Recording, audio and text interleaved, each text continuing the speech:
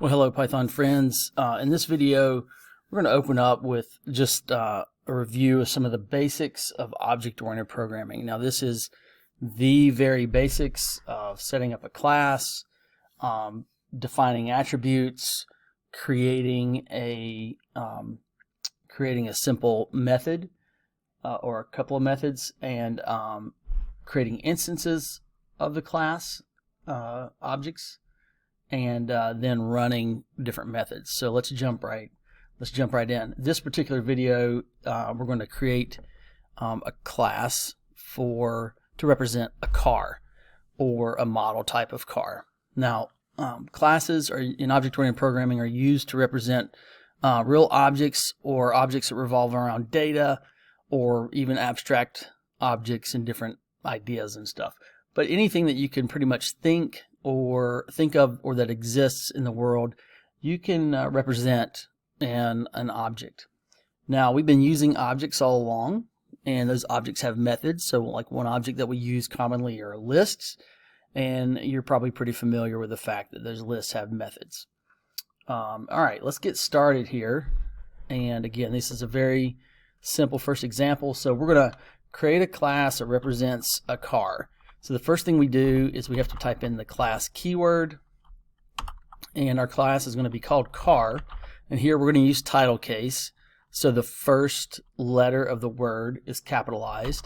This is why we tell you not to capitalize your variables with title case, because that's generally reserved, not generally, it is reserved for classes, so you can easily see what those are. Alright, so the first thing that we have is you can have class variables and stuff, but for right now we're just going to start with constructors. So every class needs a constructor, the thing that will actually build an instance of the object. Alright, so let's, and then in the constructor you're going to define the attributes. Attributes can also be known as properties. In some texts and online sources, you'll hear them referred to as fields, but they are basically variables. Not always variables. Sometimes they can be constants, but data that are assigned to a particular object. So as we do this with car, think about some of the things, the attributes or properties that you would think of when you think of cars. Okay, all right, so class constructor is a method, so you have to put a DEF statement. Methods are just functions that are assigned to a class. So we start with our def statement, and then we're going to put this funny little double underscore in it, double underscore, and the way I like to think about this is all your constructor methods start just like this, and we're going to add those parentheses in a second. And the init method, think of initializing.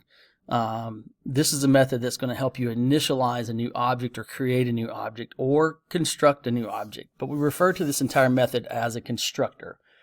All right. The first thing that when you first start doing this, it gets kind of confusing. You're going to type in this word self. Now, this is not a Python keyword, but this is a convention. In other words, this is a style that pretty much all Python programmers agree to use. We're going to put this self word in here every time we create one of these classes. Okay, it goes there. So this little pattern so far, you're going to have def, the double underscore init, double underscore, and then self. Okay, and we'll talk more about what it does, but self refers to helps you refer to what the object is, and we'll explain a little bit more in just a second. All right, so when we think about cars, oftentimes we think about a make, like maybe it's a Ford or a Tesla or a Lamborghini. Then we'll also think about a model, which might be like a Ford F-150 truck or a Mustang or a Model S for the Tesla or a Countach for the Lamborghini. All right, also we might want to know what year it was made, the color, and then maybe we want to also see how fast this car is in the 0 to 60. So I'm going to give this property right here. Now there's many more things that we could add in here for the car class. like engine size, interior, is it leather, is it cloth, what kind of sound system does it have, does it have floor mats? I mean, you can go on and on and on. But for the sake of brevity here, we're just going to put these particular attributes in. All right, and then you put a colon. All right, now, again, another pattern here, and we'll go back and explain a little bit more, but you just follow this pattern and you'll be good to go. So we've got the self keyword, then make, model, year, color, and 60. Now this little pattern right here is going to seem very repetitive. So I put in self dot, and you're going to do this for every attribute, make, and then equals make. And you'll see variations on this pattern later on, but for now we'll just use this pattern. And then we're going to repeat that with self dot model equals model, and then I'm going to pause it here and type the rest in for you real quick.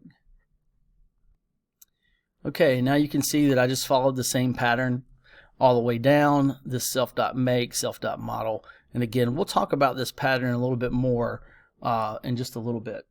Okay, so this is our basic blueprint. I mean, this is what we would use to create a new car object. All right, so if I run this, let's just run this now. Remember, always try to run your code little by little so you don't have a spider web of errors. So we run that, we don't get any errors, nothing happens, but the car class has now been loaded into memory. All right, now think back to the turtle class. If you've used turtles before in Python, think back to the turtle class and how you instantiated turtles. You might say it's pretty easy, but let's do it for the car. All right, so first of all, let's say that we're going to have a we're going to create a variable for a BMW M3. All right, so I put down the variable name, and now I'm going to put the class name, car, and then watch. I'm just going to follow this pattern. I'm going to put in the make, just like we would do with a function if we were calling it, make, model, year, color, 60. And that's what you're doing. You're calling a function. All right, so make is BMW. The model is an M3. Whoops, that's not a 3, that's a C. All right, and then we're going to say 2024. I'm going to put that as a string. And then it's going to be black is the color. And then finally, the 0 to 60 is, we're going to put that as a float, 2.8 seconds. All right, so when we do this, we run it. Again, nothing really happens. But check this out. Okay, that BMW M3 is now in memory. Let's say that we wanted to see what the 0 to 60 time was. All right, for this instance of BMW 3. So I could come in here and say 0 to 60 speed, or time I should say, and then I'm going to put that, and then I'm going to join this here, and I'm going to put BMW underscore M3. Now the nice thing about object programming is you'll see that the data is tied to the object. Now we would expect this to come back and return 2.8. Well, I've got to add one more thing. Dot 60. Okay, so I'm saying that from the BMW 3 object, give me its 0 to 60 time. So let's run this. And you can see it sure does. It accesses that attribute for that instance, and it returns the 0 to 60 time. All right, this video is going on 9 minutes now, so I'm going to stop this one off, cut this one short for right now, and what we've done is we've looked at how to create a constructor for a class. That's a blueprint that represents a car. We've created an instance of the car class. All right, so we have an object now, BMW M3, which represents a car. The data is tied to that class. All right, so the next video we'll talk a little bit more about self, putting in other methods for this class, and a few other things. Thank you.